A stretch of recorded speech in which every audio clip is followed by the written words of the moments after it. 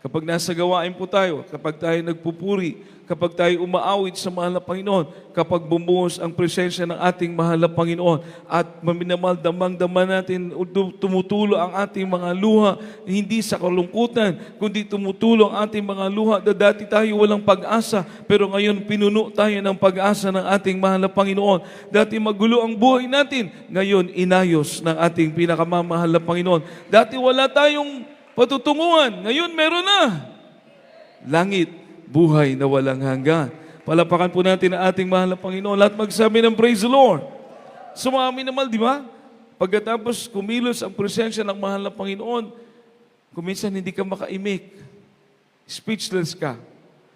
Hindi ka makapagsalita. Hindi mo mapaliwanag yung kagalakan na meron ka. Hindi mo maunawaan. Amen? Hindi mo paliwanag. Yan po ang kapayapaan na nanggagaling sa ating pinakamamahal. Makalimutan mo lahat. Amen. Palapakan po natin ang ating mahal na Panginoon. Malakas na palakpak po para sa ating mahal na Panginoon. Lahat magsabi ng praise the Lord.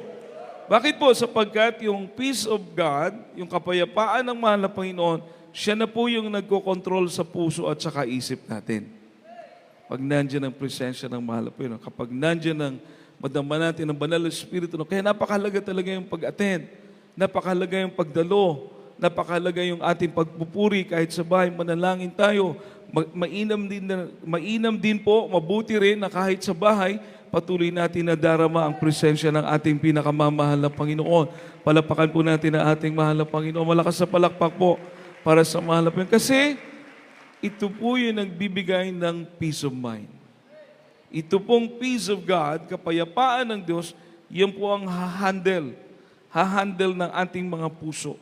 Iingatan ng ating puso at isipan. Kaya siguro napansin niyo po, kapag naglilingkod ka sa Diyos, kahit maraming problema, hindi ka doon nakatingin. Hindi yun ang pinopokusan mo. Ang tinitingnan mo ang pangako ng ating pinakamamahal na Panginoon. Makapalakpak po ba tayo sa ating mahal na Panginoon? Lahat magsabi ng praise the Lord. Amen? Sa Middle East nga po, minamahal, malayo yun sa Pilipinas, sa Dubai. Nung kainitan itong issue ng gera sa Iran, nakikita daw po nila yung mga missiles. Opo. Yung ibang mga lahi, natatakot na, natataranta na. Pero yung mga anak ng Diyos, papunta pa rin sa gawain. Papunta pa rin sa banal na gawain ng ating mahal na Panginoon. Patuloy ang paglilingkod sa Diyos. Oo, palakpakan po natin ang ating mahal na Panginoon. Malakas na palakpak po para sa mahal na Panginoon. Everybody say, praise the Lord. Si Jacob, kung kilala niyo po, kapatid ni Esau, anak ni Isaac. Kambal po ito sila, mga minamahal.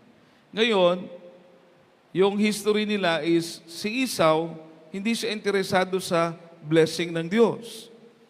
Ang kanya maghunt ng mga hayop, para hindi siya makadiyos na tao, si Esau. Hindi katulad ni Jacob, makadiyos siya. Gusto niya yung pagpapala ng mahal na Panginoon. Gusto niyang mapalapit sa Diyos. So yung blessing na yon, dapat kay Esau po yon. Pero in what way, o God's leading, napunta kay Jacob. Nagpaka-Esau siya. Baga, nagsuot siya ng balahibo, kunyari siya si Esau. So siya ang pinagpala. Siya ang nabigyan ng blessing. Pero hindi rin po natin masasabi na tama yung kanyang ginawa sapagkat nung nag-asawa na siya, ang kanyang gustong mapangasawa si Rachel. Everybody say praise the Lord. Kung nabasa niyo po ito. Pero dinaya siya ng kanyang tiyuhin din. Ang binigay sa kanya, kasi sa panahon ng Israel, pagka ikasal ka, parang nakaganon ba, minamahal? Nakatabon. Mata lang nakikita mo. Nagulat siya ng umaga, iba pala yung katabi niya. Hindi pala si Rachel, si Leah pala. Amen? Amen? So sabi naman ni Laban, yung tiyuhin niya, magtrabaho ka uli. Kasi 7 taon niyang pinagtrabaho yun wala siyang sweldo. Ang tagal, no? Everybody say, praise the Lord. Ang tagal mo magsasakripisyo para makapag-asawa ka. Kaya yung pag-aasawa, may sakripisyo talaga. Eh ngayon, magti-text na lang. No? Magdi-date na. Oh, hindi na magsasabi kay mama, kay papa. Nagdi-date na pala. Oh, mas maganda yung unang panahon, 7 taon, nagsakripisyo si Jacob. Pagkatapos, hindi niya pa nakuha. Si Leah pa, nagkamali pa. Another 7 years na naman. Imagine. Kaya, kumbaga yung kanyang ginawang pagdaya,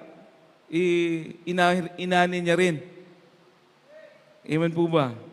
Kumbaga hindi siya naging exempted. Although, napunta sa kanya yung basbas ng Diyos, blessing ng mahal na Panginoon, pero yung ginawa niyang pagdaya, bumalik din sa kanya.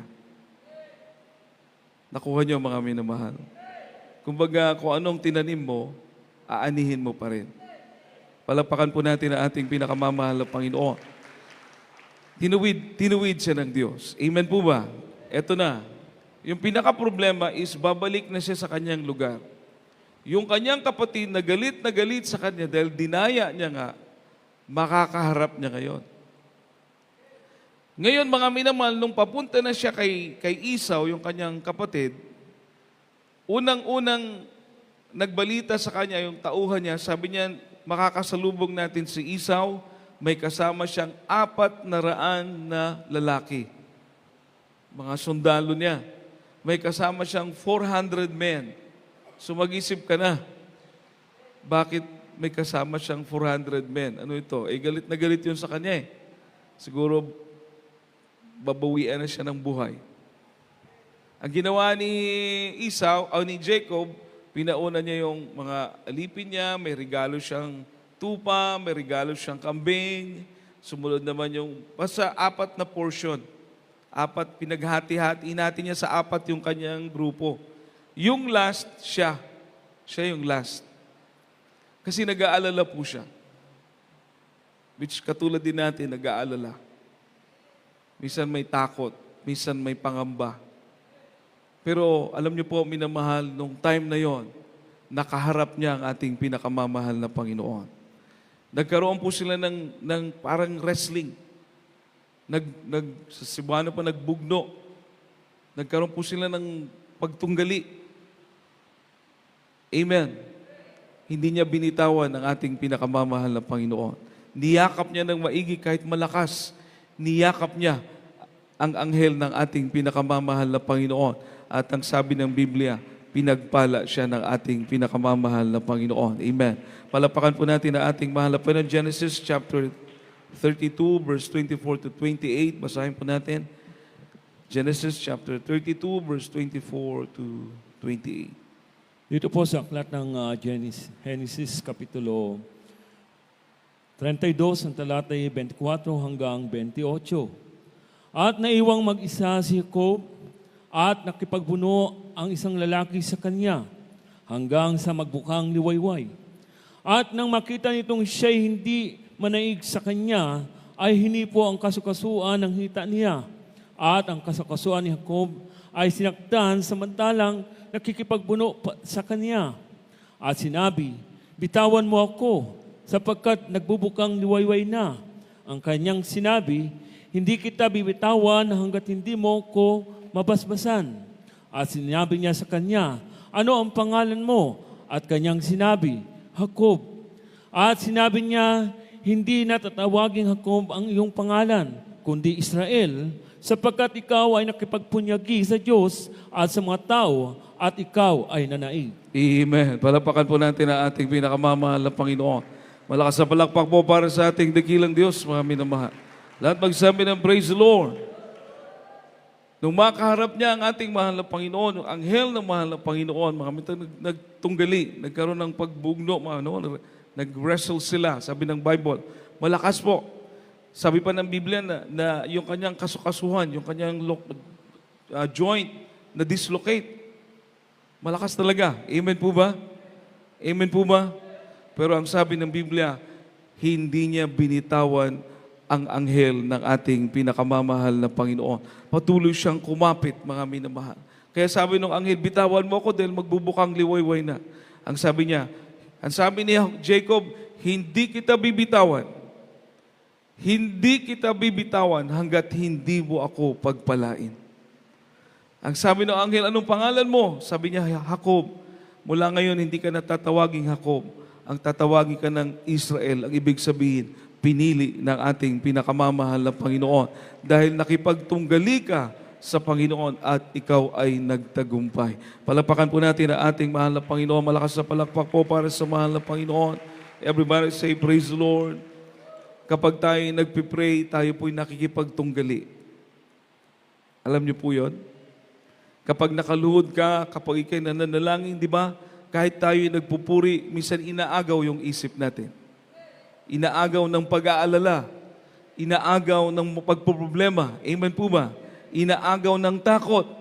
Anong gagawin mo? Pilit mong isisentro sa mahal na Panginoon ang iyong puso at isipan. Pilit mong iiyak sa mahal na Panginoon ang iyong pangangailangan. Bakit po? Dahil subok na natin ang ating pinakamamahal na Panginoon na siya ay Diyos na tumutugon sa mga panalangin. Palapakan po natin ang ating pinakamamahal na Panginoon. Wala pong ibang pagmumula ng tagumpay kundi ang mahal na Panginoon. Amen po ba? Amen po ba? Everybody say praise the Lord. Sa Kanya po manggagaling ang ating tagumpay. Sapagkat sa Kanya nanggagaling ang ating kalusugan. Sa Kanya nanggagaling ang ating kagalakan. Sa Kanya nanggagaling ang ating kapayapaan. Sa Kanya nanggagaling ang pagpapalang espiritual. Walang ibang makapagbibigay po nito material na pagpapala kundi ang ating pinakamamahal na Panginoong Hesus po lamang. Palapakan po natin ang ating mahal na Panginoon. Kaya kung ikay mananalangin at gusto mong magtagumpay, huwag mong bibitawan ang mahal na Panginoon. Palapakan po natin ang ating mahal na Panginoon. Katulad kay Jacob, hindi niya binitaw. Huwag kang mapagod sa pananalangin. Huwag kang mapagod sa paglilingkod sa Diyos. Patuloy lang, mga minamahal. Ang sabi ng Biblia, pinagpala ng mahal na Panginoon si Jacob dahil siya po ay nagtagumpay sa kanyang pakipagtunggali sa ating pinakamamahal na Panginoon. Palapakan po natin ang ating dakilang Diyos. 2 Timothy chapter 1 verse 7. Ating pong basahin, mga minamahal, ikalawang Timoteo 1:7. Dito po sa aklat ng ikalawang Timoteo, Kapitulo 1, talatay 7. Sapagkat hindi tayo binigyan ng Diyos ang espiritu ng katakutan, kundi ng kapangyarihan at ng pag-ibig at ng kahusayan. Amen. Palapakan po natin ang ating mahal na Panginoon. Hindi po tayo binigyan ng espiritu ng matatakutin. Amen. Kundi katapangan. Saan po natin makukuha yung power, kapangyarihan? Spirit of power, love, and sound mind. Saan po natin makukuha yan? Sa banal na espiritu ng ating pinakamamahal na Panginoon sa presensya ng Diyos. Everybody say, praise the Lord. Ibinibigay pala ito ng mahal na Panginoon. Amen. Kaya kailangan po tayong manalangin. Kailangan tayong makipag-ugnay sa Diyos. Kailangan mapuno tayo ng banal na espiritu ng ating pinakamamahal na Panginoon. Palapakan po natin ang ating dakilang Diyos, mga minamahal. Everybody say, praise the Lord. Ang sabi po ng Proverbs 24:26, the Lord tells us that we should give to Him our heart and observe His ways. Gusto ng mahal na Panginoon, ibigay daw po natin yung ating mga puso to guard our hearts, mga minamahal, para maingatan natin ang ating mga puso. Sabi po rito, ibigay natin sa mahal na Panginoon ang ating mga puso at ating pong ingatan ang kanyang mga daanan. Amen. Palapakan po natin ang ating mahal na Panginoon. Ingatan po natin ang mga kaparaanan ng mahal na Panginoon. Kindly po, Proverbs 23:26. Dito po sa aklat ng mga Kawikaan, Kapitulo 23, ang talatay 26. Anak ko, ibigay mo sa akin ang iyong puso at malugod ang iyong mga mata sa aking mga daan. Palapakan po natin ang ating mahal na Panginoon, mga minamahal. Malugod ang ating mga mata sa mga pamamaraan ng mahal na Panginoon. Ibigay po natin ang ating mga puso sa mahal na Panginoon. Kaya kapag ikay nananalangin, kaya kapag nagpupuri, ikay nag-aayuno, ikay sumasamba, ibigay mo sa mahal na Panginoon ang iyong puso. Palapakan po natin ang ating mahal na Panginoon. Huwag po nating hayaang mag-alala. Everybody say, praise the Lord. Everybody say, praise the Lord. Dahil yun at yun din naman po, mga minamahal. Once na mapuno ka ng presensya ng mahal na Panginoon, di po ba nawawala yung pag-aalala? Tama po, mga minamahal. So ibigay mo ang iyong puso sa mahal na Panginoon. Anak ko, ibigay mo sa akin ang iyong puso, sabi ng mahal na Panginoon, at malugod ang iyong mga mata sa aking mga daan. Ano mga kaparaanan ng Diyos, ikagalak po natin, mga minamahal. Palapakan po natin ang ating mahal na Panginoon. Deuteronomy chapter 6 verse 5, love Him with our whole heart, the best way of guarding our hearts. So, pinakamainam na pag-iingat na ating mga puso, ibigay natin ang Diyos ng buong puso, mga minamahal. Amen? Deuteronomy chapter 6 verse 5, kindly po. Dito po sa aklat ng Deuteronomio, Kapitulo 6, ang talatay 5. At iyong iibigin ang Panginoon mong Diyos ng iyong buong puso at ng iyong buong kaluluwa at ng iyong buong lakas. Amen. Palapakan po natin ang ating mahal na Panginoon. Malakas sa palakpak para sa mahal na Panginoon. Lahat ng umiibig sa mahal na Panginoon, magsabi ng praise the Lord. Palapakan po natin ang ating pinakamamahal na Panginoon. Sabi po, minamahal, at iyong ibigin ng Panginoon mong Diyos ng iyong buong puso at ang iyong buong kaluluwa at ang iyong buong lakas, buong pagtitiwala. Di po ba? Narinig natin yung patutuo ng ating mga kapatid, mga minamahal. Sila lang mag-isa sa bahay, nilalagnat pa, abala yung kanilang mahal sa buhay, abala yung kanilang husband, may nilalagnat, nanginginig sa lagnat, mga minamahal. Anong ginawa, mga minamahal? Nanalangin, nagpuri sa ating mahal na Panginoon, nakatulog, pagising niya ng umaga, malakas na. Palapakan po natin ang ating pinakamamahal na Panginoon. Malakas sa palakpak para sa ating dakilang Diyos. Everybody say, praise the Lord. Everybody say, praise the Lord. Sabi nila, bakit ang mga taga-Jesus Miracle Crusade, madalas nila sinasabi, ang Diyos natin ay buhay. Eh, buhay naman talaga. Amen. Imagine, sino nagpagaling doon? Ang mahal na Panginoon. Hindi mo na kailangang umalis. Diyan lang sa bahay, manalangin ka lang. 24/7, ang mahal na Panginoon nakikinig sa iyong mga panalangin. Palapakan po natin ang ating mahal na Panginoon. Masaya po yung ating kapatid. Maraming mga kapatiran na dumarating yung pagkakataon, sila lang talaga. Walang malalapitan, walang, kumbaga, mahina yung katawan. Amen. Nananalangin, nagpapakumbaba sa Diyos, humihingi ng tawad, humihingi na pagalingin. Ang mahal na Panginoon tumutugon sa panalangin, pinagagaling ang ating mga kapatiran. Palapakan po natin ang ating mahal na Panginoon. Kaya, ibigin po natin ang mahal na Panginoon, buong puso, buong isip, buong kaluluwa, at buong lakas. Amen. Psalm 119 verse 2, mapalad po mga minamahal, ang mga nag-iingat ng mga patutuo ng mahal na Panginoon. Psalm 119 verse 2. Dito po sa aklat ng mga awit, Kapitulo 119, ang talatay 2. Mapalad silang nag-iingat ng kanyang mga patutuo na nagsisihanap sa kanya ng buong puso. Palapakan po natin ang ating mahal na Panginoon, mag-bless sa kanyang mga salita. Everybody say, praise the Lord. Mapapalad daw po yung mga nag-iingat ng mga patutuo, yung testimony natin sa buhay, yung mga sinasabi ng Biblia ng mga himala, mga patutuo ng mahal na Panginoon, yung ating mga patutuo na gawa ng mahal na Panginoon sa ating mga buhay. Anong dapat natin gawin? Huwag nating kalimutan, bagkus ingatan po natin sa ating mga puso. Palapakan po natin ang ating pinakamamahal na Panginoon. Amen? Amen! Sapagkat hindi ito gawa ng tao, ito'y gawa ng Diyos. Yung mga crusade, bakit po tayo na-encourage mag-crusade? Sinusunod natin yung utos ng ating, itinuro ng ating mga magulang sa mahal na Panginoon. Utos ng ating mahal na Panginoon. Tinuro ng ating dearly beloved parents sa Lord. Bakit natin sinusunod? Hindi biro. Hindi basta-basta. Maliban pa sa financial na mga pangailangan, yung sakripisyo, mga minamahal. Hindi tayo nagbibilang. Pero kapag sinunod po natin yung mga tinuro ng ating mga magulang sa mahal na Panginoon, bagamat may sakripisyo, makikita naman natin kasama natin ang ating pinakamamahal na Panginoon. Amen. Palapakan po natin ang ating mahal na Panginoon. Malakas sa palakpak para sa mahal na Panginoon. Everybody say, praise the Lord. Everybody say, praise the Lord. Ito ay patutuo ng ating mahal na Panginoon. Mga testimonies. Amen. Amen. Ingatan daw po natin. Huwag nating kalimutan, bagkus ingatan po natin. Bakit? Sapagkat yung nag-iingat, mapapalad, pinagpala, bulahan, katong mga nag-amping sa mga pagpamatuod sa atong pinakamamahal na Ginoo. Amen. Palapakan po natin ang ating mahal na Panginoon. Tanang gusto mahimong bulahan, magsinggit, praise the Lord. Gusto natin mahimong bulahan. Kaya ingatan po natin, minamahal. Put your trust in God because His ways are right. Palagi po tayo magtiwala sa mahal na Panginoon. Kahit minsan hindi natin nakikita yung maaring mangyari sa unahan, magtiwala lang tayo. Bakit? Palaging tama ang pamamaraan ng ating pinakamamahal na Panginoon.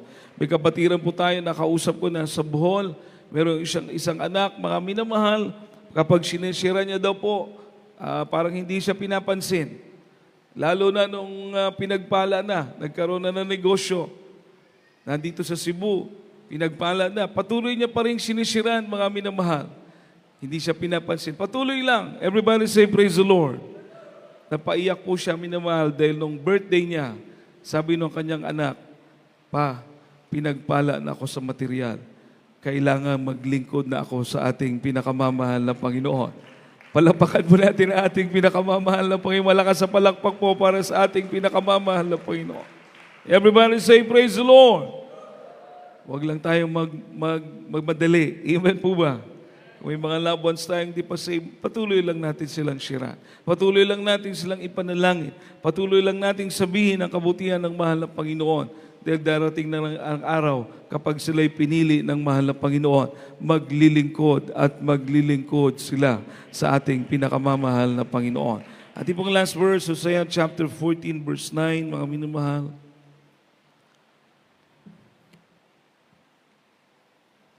Hosea chapter 14. Dito po sa aklat ng Oseas, Kapitulo 14, ang talatay 9. Singers. Sino ang pantas at siya'y makakaunawa ng mga bagay na ito at mabait at kanyang mga lalaman sapagkat ang mga daan ng Panginoon ay matutuwid at lalakaran ng mga ganap. Ngunit kabubuwala ng mga mananalangsang. Palapakan po natin ang salita ating pinakamamahal na Panginoon. The Lord bless His word. Napakaganda ng salita ng Diyos minamahal. Amen po ba? Sino ang pantas? Sino daw po yung matalino? Who is wise? At siya'y makakaunawa ng mga bagay na ito. Yung makakaunawa, yun ang pantas. Yung sumusunod, yun ang pantas. Sumusunod sa kalooban ng Diyos, yun po ang matalino. Everybody say praise the Lord. Pantas means matalino, minamahal. Sino ang pantas? At siya'y makakaunawa ng mga bagay na ito at mabait at kanyang mga lalaman sapagkat ang mga daan ng Panginoon ay matutuwid. Palapakan po natin ang ating mahal na Panginoon. Malakas sa palakpak po. Malakas sa palakpak para sa ating pinakamamahal na Panginoon. Everybody say, praise the Lord. Sapagkat ang daan ng Panginoon ay matutuwid at lalakaran ng mga ganap. Yung mga faithful, yung mga tapat, lalakad sa daanan na pinapadaanan ng ating pinakamamahal na Panginoon. Amen. Amen. Everybody say, praise the Lord. Ngunit, yung hindi maniniwala, sumasalangsang sa pagtuturo ng mahal na Panginoon, sila daw po ay mabubuwal. Tingnan mo. Kapag sasalangsang ka, sasalungat ka, hindi ka susunod sa pamamaraan ng mahal na Panginoon, halimbawa, pagdalo, napapagod ka na, minamahal, mapapahama ka. Amen po ba? Amen po ba? Pagbibigay, nag-aalinlangan ka, lalong dadamay ang problema mo. Mabubuwal yung sumasalangsang. Pero yung tapat, yung faithful, lalakad. Lalakad sa kalooban ng ating pinakamamahal na Panginoon. Lahat ng tapat, sumigaw ng praise the Lord. Palapakan po natin ang ating pinakamamahal na Panginoon. Everybody say, praise the Lord. To God be the glory. Amen. Sa Diyos ang kapurihan. Amen po ba? Ulitin ko, mga minamahal, yun ang matalino, sabi ng Biblia. Yun ang mababait, yung may kaalaman. Yung nakakaunawa, yun ang matalino. Sino daw po? Yung mga tapat at lumalakad sa daan ng mahal na Panginoon. Pero yung sumasalungat, kaya kung ano yung nababasa po natin, nakikita natin ng mga comments, mga minamahal, sumasalungat sa mga mabubuting itinuro sa atin ng mga lingkod ng mahal na Panginoon. Huwag natin sila pakinggan dahil sabi ng Biblia, mabubuwal sila. Mabubuwal sila. Amen. Amen! Pero yung mga lumalakad sa kalooban ng Diyos, namumuhay sa kalooban ng mahal na Panginoon, pagpapalain ng ating mahal na Panginoon. Wisdom, binigyan ng wisdom ng Diyos. Palakpakan po natin ating mahal na Panginoon, natin pong awitan ng ating dakilang Diyos, minamahal. Sa umagang ito, tayo pong lahat ay magpasalamat sa mahal na Panginoon. Bigay po natin ang ating mga buhay. Once na ikaw ay nasa gawain, mga minamahal, huwag po problema ang isipin mo. Once na ikay nasa gawain, mga minamahal, huwag mga pagsubok ang isipin mo. Ang isipin mo ang kabutihan ng ating mahal na Panginoon. Ang isipin mo ang katapatan ng mahal na Panginoon. Ang isipin mo, mga minamahal, ang Diyos natin ay buhay. Ang Diyos natin ay makapangyarihan. Ang Diyos natin ay dakila, mga minamahal. Ibigay po natin ating mga puso sa mahal na Panginoon. Diyos po ang mag-iingat ng mga puso natin. Kapag kayo manalangin, mahal na Panginoon, pagharian mo ang aking puso at isipan. Mahal na Panginoon, ikaw masunod sa buhay ko, mahal na Panginoon. Ikaw ang umupo sa trono ng aking puso.